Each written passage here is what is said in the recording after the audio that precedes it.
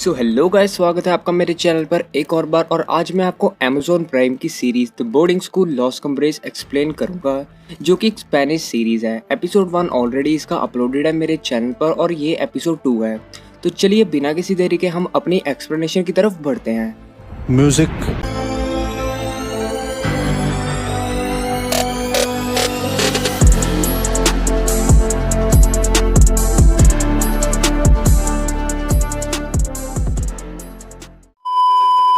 Episode की starting में हमको दिखाते हैं कि अमिया जंगल में होती है और उसको रोड की तरफ से एक कार के गुजरने की आवाज़ आती है। वो वहाँ जाती है उनसे हेल्प मांगने के लिए, लेकिन अनफॉर्चुनेटली उस कार में से स्कूल का ही स्टाफ और वहाँ की प्रिंसिपल होती है।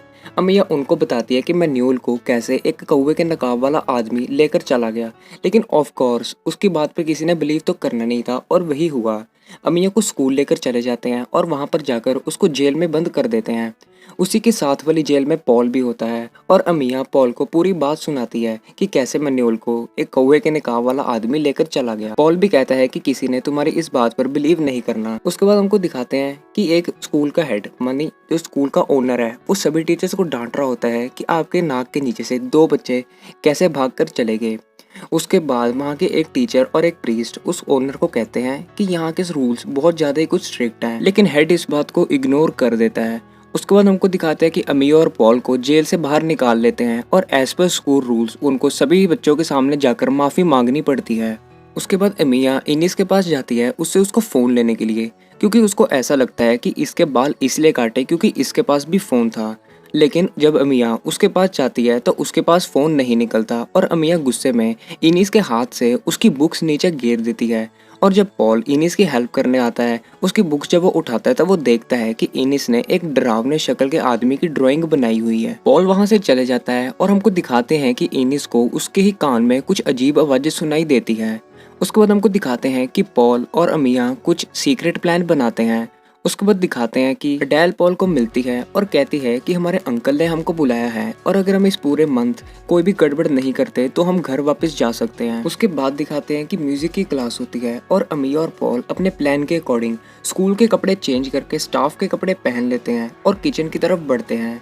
उनको किचन की तरफ जाते जाते अडेल देख लेती है। उनका प्लान होता है कि वो किचन के फ़ोन को यूज़ करके मैन्यूल के बारे में पुलिस को कंप्लेंट करेगी, लेकिन जब वो फ़ोन करने लगते हैं तब वहाँ पे एक आदमी उनको रोक लेता है। उसके बाद अमिया उसको कुछ ब्लैकमेल वाली बातें बोलती हैं और फिर वो डर जाता है और उनको फ़ोन यूज़ करने देता है। लेकिन जब वो फ़ोन करते हैं तब उसी टाइम पे फ़ोन की लाइन ब्रोक हो जाती है। उसके बाद हमको दिखाते हैं कि डॉक्टर इनिस का चेकअप कर रहा होता है और वहाँ पर स्कूल का हेड आता है, यानी स्कूल का ओनर। और हम उन दोनों की कन्वर्सेशन से पता लगता है कि जो स्कूल का ओनर है इनिस उसकी बेटी है।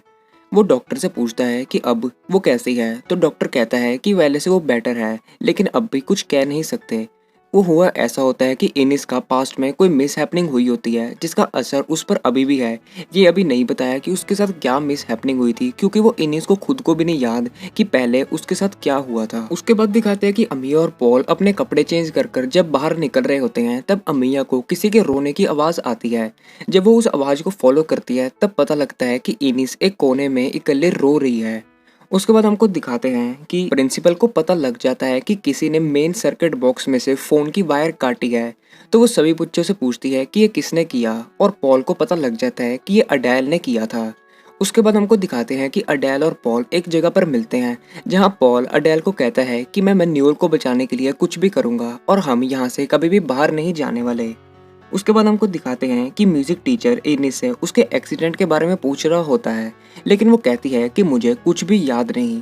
उसके बाद दिखाते हैं कि एक जगह पर हेड और प्रिंसिपल इकट्ठे खड़े होते हैं और वहाँ पर अमिया उनके पास आके हेड को कहती है कि आपको मैन्यूल के बारे में जल्दी से पुलिस को कंप्लेंट करनी होगी, लेकिन उसकी बात को वो इग्नोर करके चले जाते हैं। उसके बाद प्रिंसिपल अमिया से उसकी ईयर मशीन ले लेती है। अब यहाँ पे हमको पता लगता है कि अमिया को कोई हेयरिंग एड प्रॉब्लम थी, जिसकी वजह से उसको उस ईयर मशीन के बिना सुनाई नहीं देता।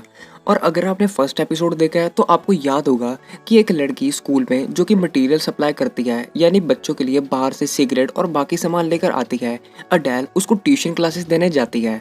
और अब जब अडेल उसको ट्यूशन क्लास देने जाती है तब वो उसको कहती है कि मेरे पास तुम्हारे लिए एक बहुत इंपॉर्टेंट काम है। दूसरी तरफ पॉल उस कौवे के नकाब वाले आदमी के बारे में रिसर्च कर रहा होता है और वो अमिया को बताता है कि यहाँ का पूरा जंगल और ये स्कूल काले जादू से श्रापित है।